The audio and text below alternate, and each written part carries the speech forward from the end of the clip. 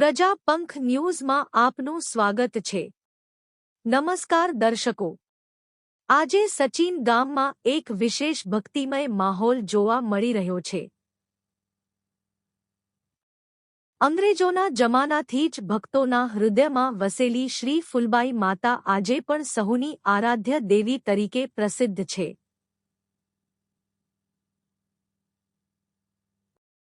વર્ષો પહેલા નાના ડેરામાં બિરાજમાન રહેલી માતા છેલ્લા 13 વર્ષથી ભવ્ય નવા મંદિરમાં આરૂઢ થઈ ભક્તજનોના કલ્યાણ માટે વિરાજમાન છે। અનેક ભાવિકોના અનુભવો પ્રમાણે ફૂલબાઈ માતા જાગૃત અને સાક્ષાત માતાજી છે। તેમના દર્શનથી ભક્તોને મળે છે આત્મશાંતિ, આશીર્વાદ અને મનવાંછિત ફળ। આજે અહીં ઉપસ્થિત થયેલી અવિરત ભક્તોની ભીડ એનો જીવંત પુરાવો આપે છે। નવરાત્રિ મહોત્સવ સાથે માતાજીની 13મી સાલગીરાના પાવન અવસર પર માતાનો અદ્ભુત શૃંગાર, ચહેરા પરનું તેજ અને દિવ્ય પ્રભાવ સૌને મંત્રમુગ્ધ કરી દે છે।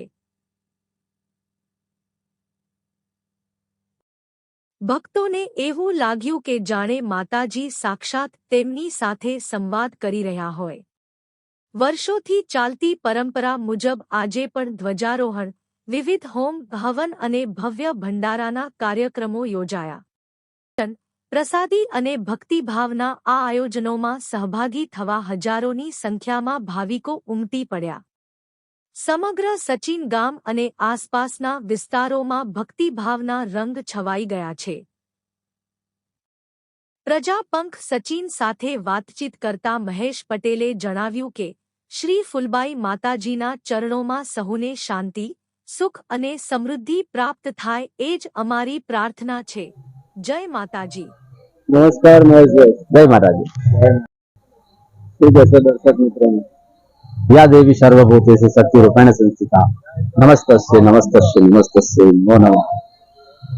फूलबाई માં અંગ્રેજોના શાસનથી અહીં બિરાજમાન છે, એટલે કે અમારા પૂર્વજોએ એમને સાક્ષાત દર્શન કરેલા, પણ નાનું મંદિરમાંથી મોટું મંદિર થયા અને આજે 13 વર્ષની અંદર મંગલ પ્રવેશ સાથે એક ભવ્ય આયોજન સાથે નવચંડી યજ્ઞ દ્વારા અહીં દરેક નગરજનો, દરેક સમાજના લોકો, ગ્રામજનો ભક્તિભાવથી આજે અહીંયા પધારેલા છે।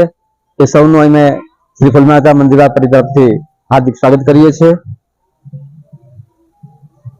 કેટલા વર્ષોથી આપ કરો? એમ તો અમારા પૂર્વજોએ એમની સેવા કરેલી, પણ છેલ્લા 13 વર્ષથી અમે નવું મંદિરનું નિર્માણ કરેલું છે। નગરના તમામ લોકોએ ફૂલની પાંખડી આપી અને આ મંદિરને સજાવવામાં ભક્તિભાવથી અમે સહકાર આપ્યો છે। સૌની અહીં અમે નોંધ લઈએ છીએ।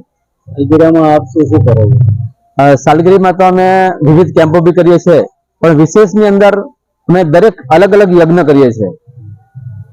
વિષ્ણુ યજ્ઞથી લઈ અને નવચંડીથી આ નવચંડી બીજી વાર કરીએ છીએ। એમાં લગભગ 9 થી 11 ભૂદેવોની હાજરીમાં ભક્તિભાવથી યજ્ઞનું આયોજન કરીએ છીએ અને કુંવારી કે કન્યાઓને જમાડીને પછી અમે ભંડારો ચાલુ કરીએ છીએ। શું નામ છે બેન? ચંદ્રિકાબેન મનોજભાઈ રાઠોડ। ચંદ્રિકાબેન ક્યાં રહો? સચિનમાં પટેલ નગર સ્ટેશન પાસે। તો ત્યાંથી છે કે અહીંયા આવો છો મંદિરે? હા, અમે અહીંયા આવી છીએ। અમારા મંદિર ઘણું ખાસું પુરાણું છે અને અમે અહીંયા 25 વર્ષથી, મારે હું અહીંયા આવું છું અને 25 વર્ષ થઈ ગયા મંદિર આવું છે ને।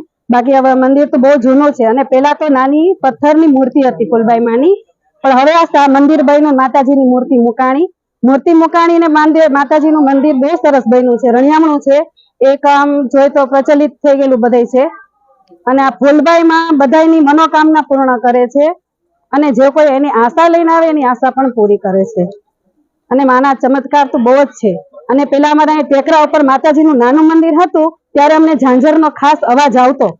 આ માતાજી અમારી સાક્ષાત માતાજી છે અને અમારી કુળદેવી ચામુંડ પણ માં ચામુંડાનું રૂપ પણ અમને એમાં દેખાય છે। હા, માં બધી એક છે।